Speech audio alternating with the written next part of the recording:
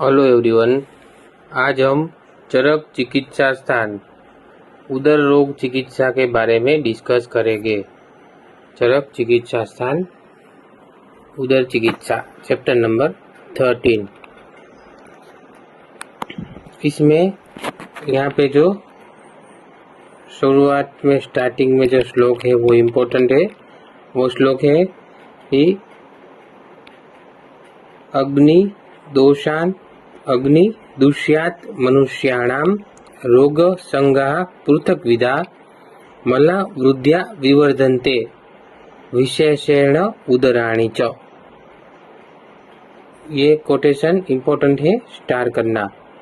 अग्नि दुष्यात मनुष्याणाम यानी अग्नि दूषित होने के वजह से या अग्नि मांद्य होने के वजह से रोग संगा पृथक विधा यानी कि बहुत रोग होने की वजह से मलवृद्ध्या विवर्धन्ते, ये 3 रीजन के कारण सब डिसीज होते हैं और विशेष करके उसमें भी उदर रोग होता है।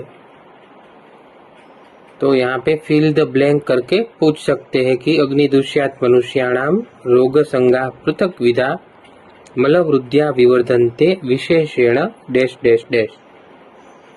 नेक्स्ट कोटेशन जो इम्पोर्टेंट है वो है अति संचित दोषाणाम पाप कर्मम च कुर्वताम उदराः उपजायन्ते मंदाग्निनाम विशेषतः।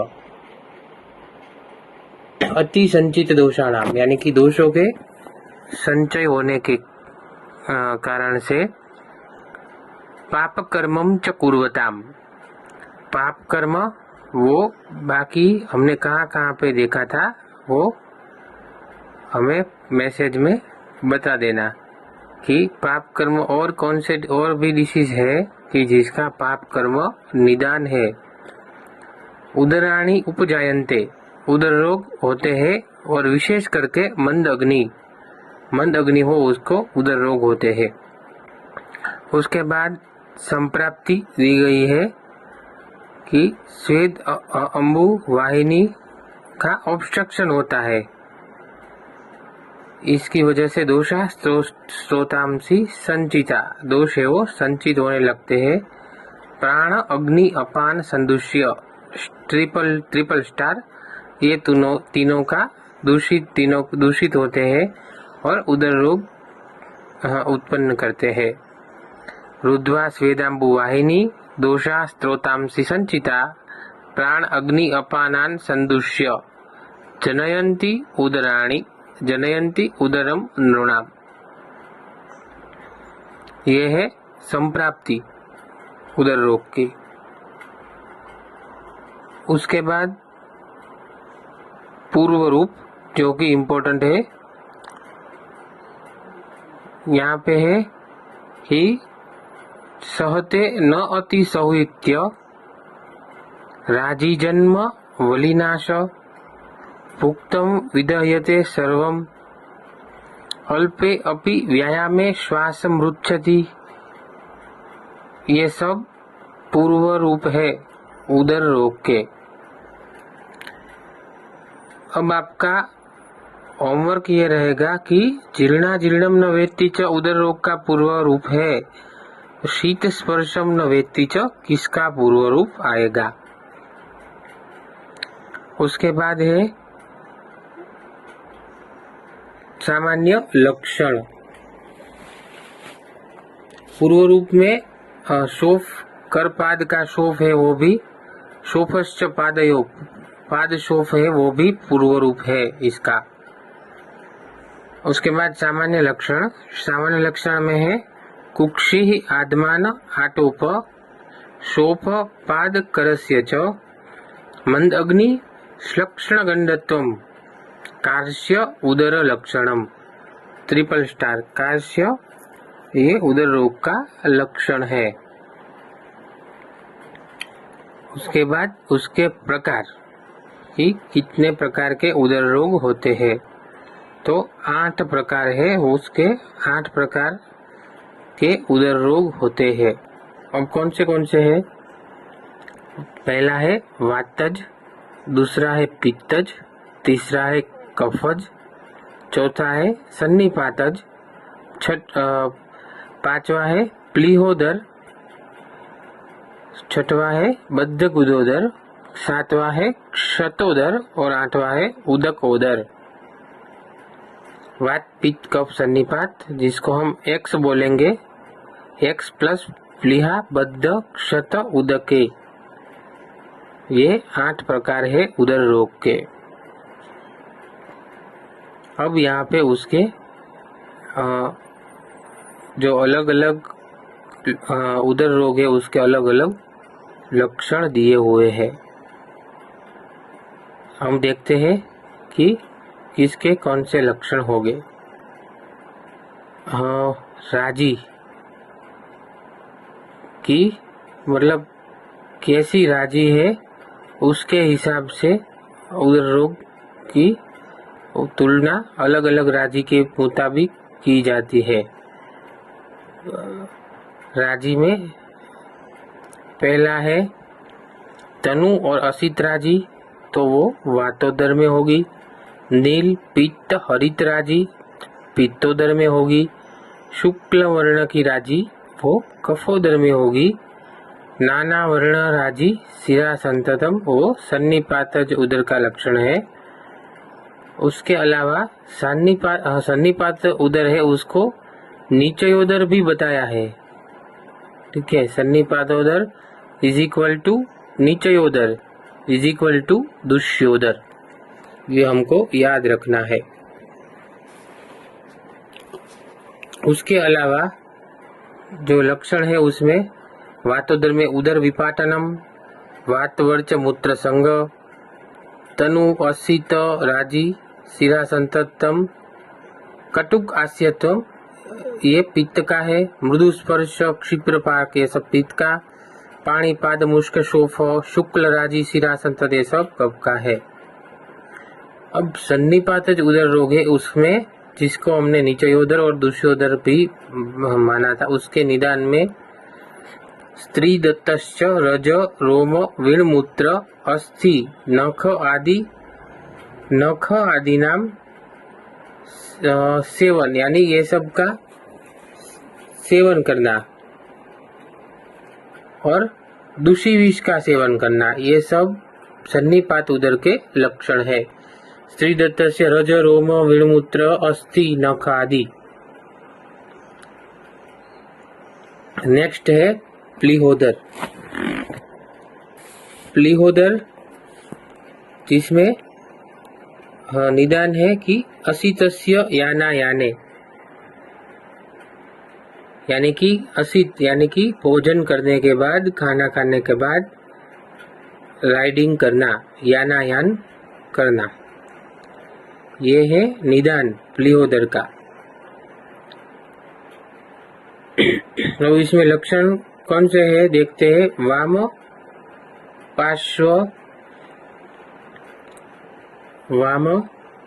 पार्श्व आश्रित प्लीहा च्युत स्थानात् प्रवर्धते, शोणितम वारसादिभ्यो विरुद्धम तम विवर्धयेत। ट्रिपल स्टार बहुत बार आ चुका है कि शोणितम वारसादिभ्यो विवृद्धो तम विवर्धयेत किसके लिए बताया है, तो ये प्लीहोदर का है। उसके अलावा लक्षण में प्लीहा कठिन अस्थिलावत वर्धमान कच्छप संस्थान जो शोफ होता है वो प्लीहोदर में होता है। सुश्रुत ने यकृतोदर या यकृत दाल्योदर का भी वर्णन किया है कि जो दक्षिण पार्श्वस्थ में आता है। उसके बाद बद्धगुदोदर जिसमें अन्न प्लस बाल और पक्ष्म का सेवन, बद्धगुदोदर में अन्न प्लस बाल और पक्ष्म का सेवन उसका निदान है। छिद्रोदर है उसमें अन्न प्लस तृण शर्करा अस्थि वो सब खाने के बाद क्षत उत्पन्न होता है, कंटक, तो ये छिद्रोदर छिद्र होता है वो सब की वजह से उसका लक्षण है। या क्षतोदर दोनों सेम ही है। और जलोदर जिसमें है स्नेह पित्तस्य मंदाग्नि, अगर मंदाग्नि हो फिर भी स्नेह का पान करना, ये जलोदर का लक्षण है। ठीक है, तो ये सब हमने देखा। और एक दूसरी बात इम्पोर्टेंट ये है कि अगर नाभि के ऊपरी भाग में गोपुच्छवत उभार आता है तो वो बद्ध गुदोदर का लक्षण है। ठीक है, बद्ध गुदोदर के जिसमें हमने अन्न प्लस बाल प्लस पक्ष्म का सेवन देखा था, तो वो बद्ध गुदोदर का लक्षण है। नाभि की ऊपरी भाग में गोपुच्छवत उभार। ठीक है, और छिद्रोदर या क्षतोदर में नाभि की अधोभाग में अधोनाभ्याम प्रायो वर्धमान, वो नाभि के अधोभाग में होता है। उसके बाद 15 दिन के बाद मारक है बद्ध गुदोदर। छिद्रोदर में कुणपगंधी आम वर्च, यानी कि कुणपगंधी और आम अपक्व पुरुष निकलता है। किसमें? छिद्रोदर या क्षतोदर में। उसके बाद छिद्रोदर है उसको परिस्रावी उदर और क्षतोदर भी बताया है, परिस्रावी उदर भी है। और इसमें हमने निदान देखा कि शर्करा कंटक वो सब अन्न के साथ सेवन करने से होता है। उसके बाद है दकोदर या जलोदर, उसमें अत्यंबुपान नष्टग्नि मारुत क्लोमनी संस्थित। अति अंबुपान करने से जो अग्नि है वो नष्ट हो जाती है। ट्रिपल स्टार नष्ट अग्नि, यहाँ पे नष्ट अग्नि करके लिखा है कि अति अंबुपानात् नष्ट अग्नो मारुत क्लोमनी संस्थित। और उसमें नाना वर्णराजी शिरा संततम, नाना वर्णराजी शिरा संततम, ये इसका लक्षण है। ठीक है, और ये बाकी ऊपर सन्निपात उदर का भी लक्षण था।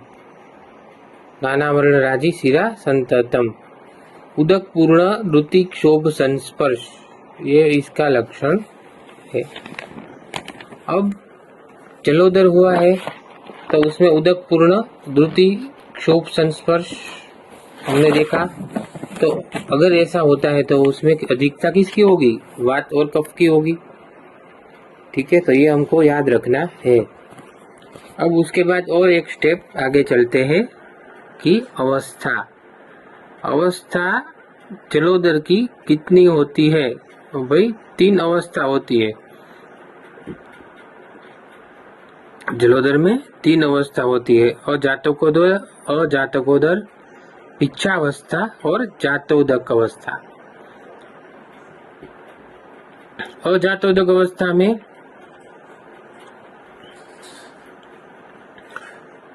सदा गुडगुडायन ऐसे लक्षण मिलते हैं। सदा गुडगुडायन यानी कि वात के सब लक्षण मिलते हैं। पिच्छावस्था जिसको भक्त मंड सदृश अवस्था भी कहते हैं चक्रपाणी के अनुसार। और जातोदक अवस्था में जलोदर के लक्षण देखने को मिलते हैं। ओके, उसके बाद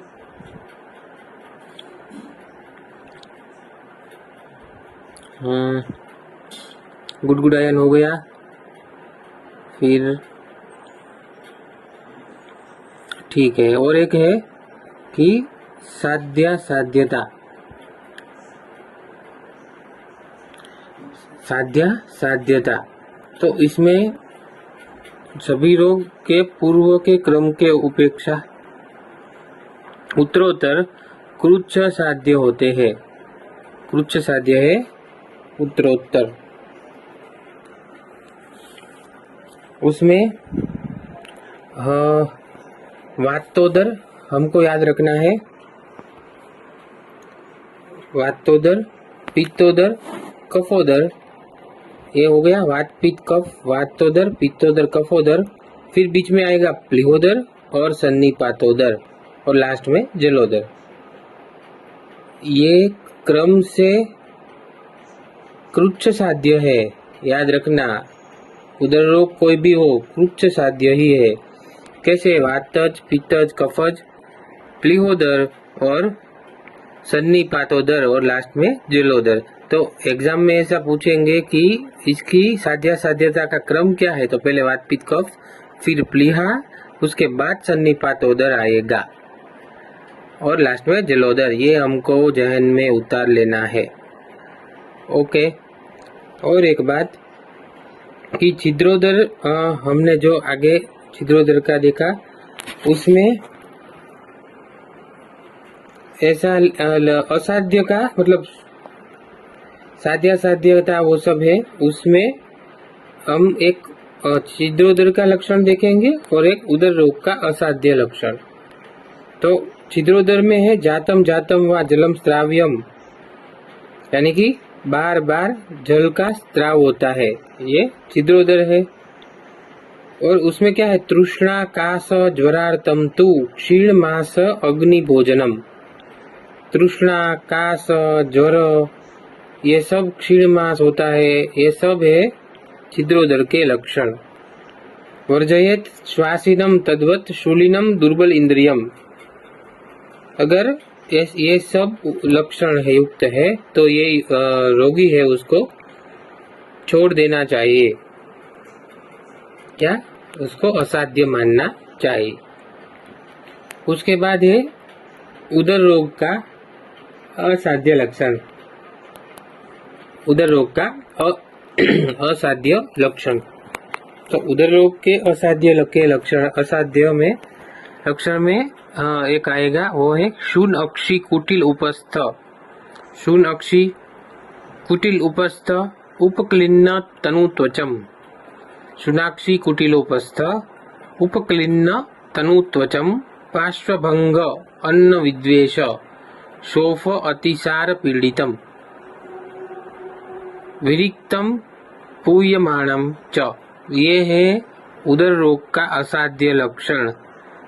बहुत इंपॉर्टेंट है, अच्छे से याद रखना। शूनाक्षी कुटिल उपस्थ उपक्लिन्न तनु त्वचम, इतना भी याद रखोगे तो बहुत है आपके लिए। उसके बाद है साध्य साध्यता में देख रहे थे हम कि वात पित्त कफ, प्लीहोदर, सन्निपातोदर और जलोदर। अब बाकी के दो बचे कि बद्ध गुदोदर और छिद्रोदर। तो बद्ध गुदोदर है वो 15 दिन में असाध्य है, जबकि छिद्रोदर है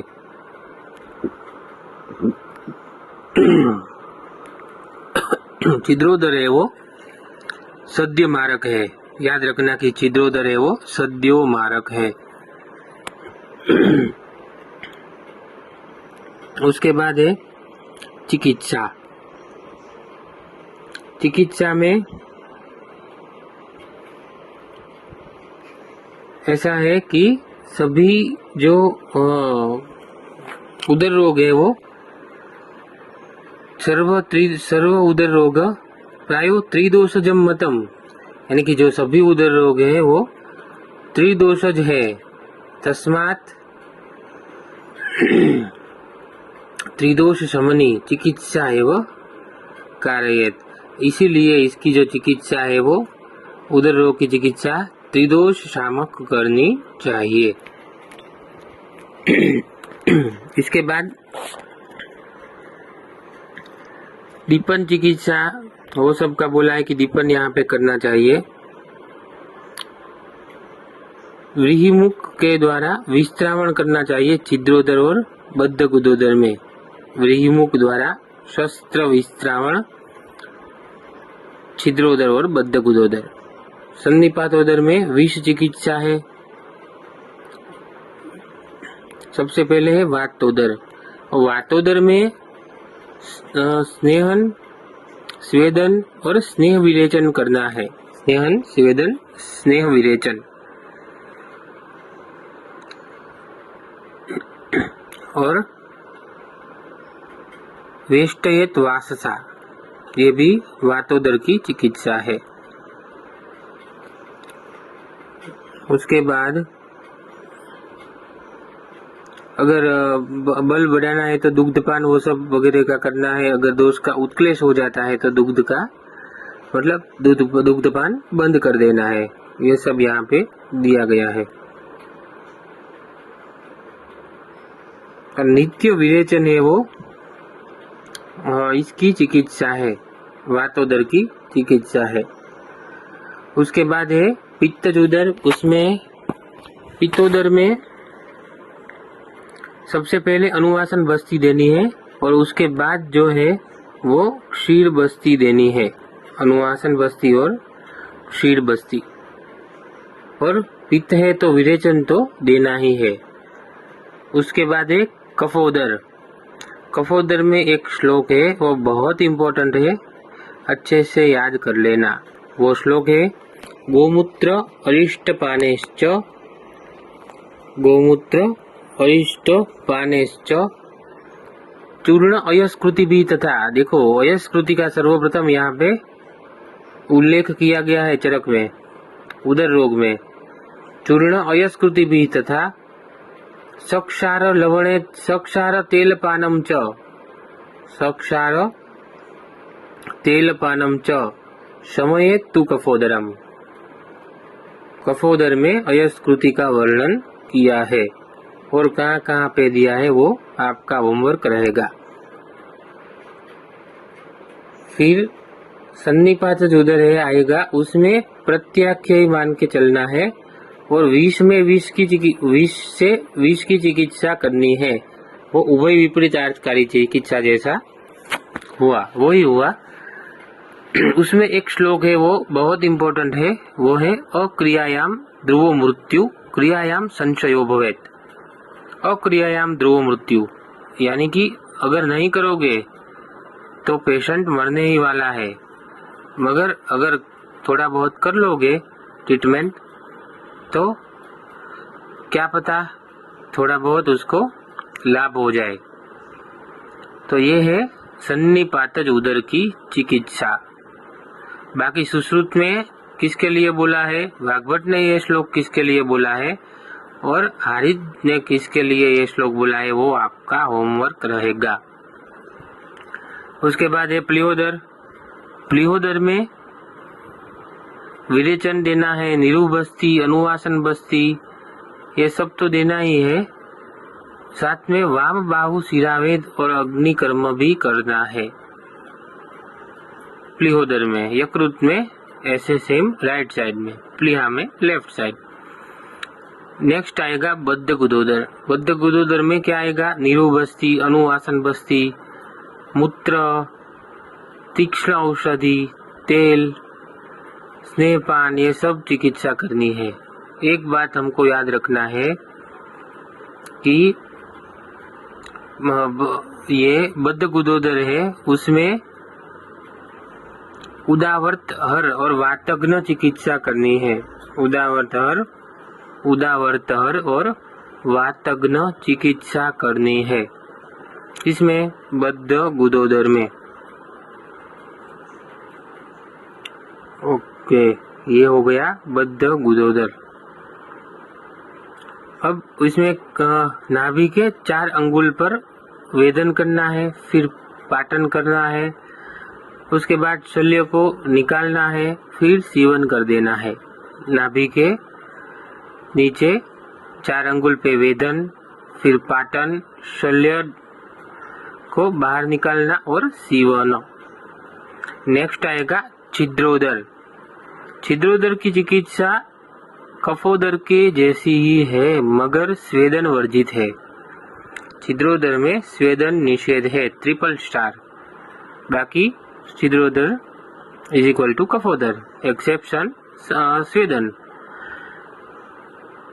उसमें जातम जातम जलम स्त्राव्यम स्त्रवेत्तु छिद्रोदरी और व्रीहिमुख से विस्त्रावण करना है। याद रखना है कि व्रीहिमुख से विस्त्रावण।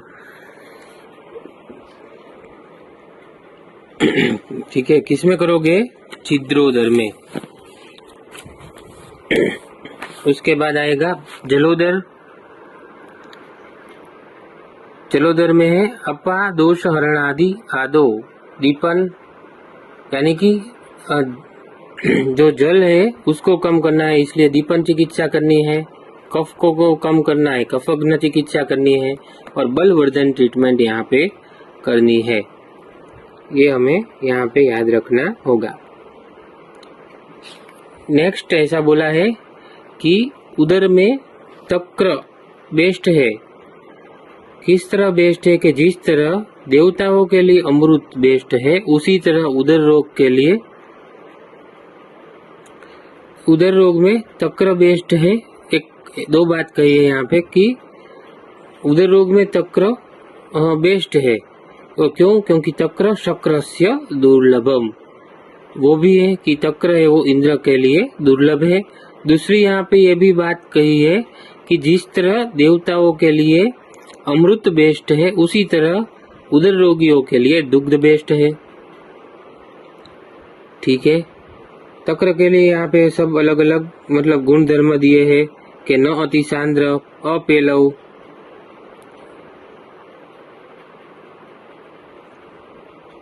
उद्ग्रुत, ये सब होने की वजह से तक्र देना चाहिए। उसके बाद है दुग्ध। दुग्ध का देने के लिए यहाँ पे बताया है, और श्लोक क्या पता आ जाए कि क्षीर वृत्ति भवे नरः, किसके लिए है? तो उदर रोग में सिर्फ क्षीर पे ही रहना है। इसमें ऐसा बोला है कि 6 महीने तक दुग्ध लेना है। क्यों लेना है भाई? तो उसका रीजन है दोष अनुबंध रक्षार्थ बल स्थैर्यार्थ एवच, दोष का अनुबंध का रक्षा करने के लिए और बल को स्थैर्य करने के लिए, बल स्थैर्य करने के लिए दुग्ध उपयोगी है। और सर्व धातु क्षयार्थानाम, यानी कि सभी धातु का क्षय अगर हो जाए तो वो दुग्ध है वो देवानाम अमृतम तथा, तो देवों के लिए भी वो अमृत समान है। यानी दुग्ध है वो नंबर 1 चिकित्सा है। किसमें? उदर रोग में। अब दुग्ध कौन सा देना है वो यहाँ पे बताया गया है कि अजा क्षीर है वो 3 मास तक लेना है, उष्ट दुग्ध है वो 1 मास तक लेना है, और माहिष दुग्ध है वो 1 सप्ताह तक ही लेना है। क्यों लेना है 1 ही सप्ताह तक? क्योंकि वो गुरु है। उसके बाद यहाँ पे शिलाजीत और गुगुलू का भी यहाँ पर यूज हुआ है, हमें याद रखना है सिर्फ। पटोलादि चूर्ण उदर रोग, हपुषादि चूर्ण उदर रोग, नीलिन्यादि चूर्ण, गवाक्षादि चूर्ण, ये सब उदर रोग में आएंगे। हपुषादि चूर्ण उदर रोग, बट हपुषादि घृत है वो गुल्म में आएगा, वो हमको 3 स्टार करके याद रखना है। यहीं से क्वेश्चन बनते हैं। नेक्स्ट स्टेप पे जाएंगे, वो है नारायण चूर्ण। देखो यहाँ पे सभी बाकी सभी चीज है, शिलाजीत गुगुलू का यूज हो गया, ठीक है। बाकी सब मतलब बाकी सब फॉर्मुलेशंस भी यहाँ पे है कि अलग अलग एरंड तेल का यहाँ पे उपयोग है कि एरंड तेल है वो सब बलवान पर्सन है तो एरंड तेल यहाँ पे सब देने के लिए वो सब विधान है। पंचकोल ग्रुत का भी यहाँ पे बताया है, चित्र ग्रुत भी यहाँ पे है, स्नोइक्षी ग्रुत है, सब है यहाँ पे, ठीक है। मगर जो नारायण चूर्ण है वो मेन है। नारायण चूर्ण उदर रोग, बात खत्म।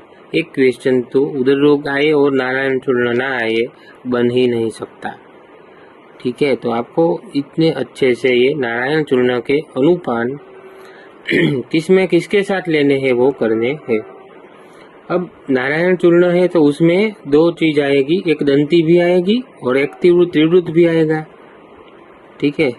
और बाकी का आपको दंती और त्रिवृत है वो मेन कंटेंट है, ये याद रखना है हमें।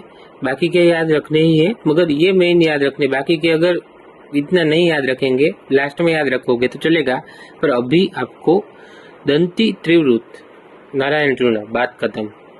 ये मेन है। और बाकी के दो है वो है सप्तला और विशाला। सप्तला विशाला भी है नारायण चूर्ण में और दंती त्रिवृत भी है। और हाँ, नारायण चूर्ण है वो अनुपान है वो अलग अलग दिए है। तो देखते हैं हम, उदर रोग अगर होता है तो उसमें तक्र के साथ ही देना है नारायण चूर्ण, क्योंकि तक्र बेस्ट है। फिर गुल्म है तो बदरक्वात, आना आनद्य सूरा, आना में सूरा, वात रोग प्रसन्ना, विटसंग दधिमंड, दाड़िम अंबु अर्श, हमें पता है कि दाढ़ी में वो अर्श में देते हैं। परिकर्तिका, वृक्षाम्ल, अजीर्ण उष्णजल,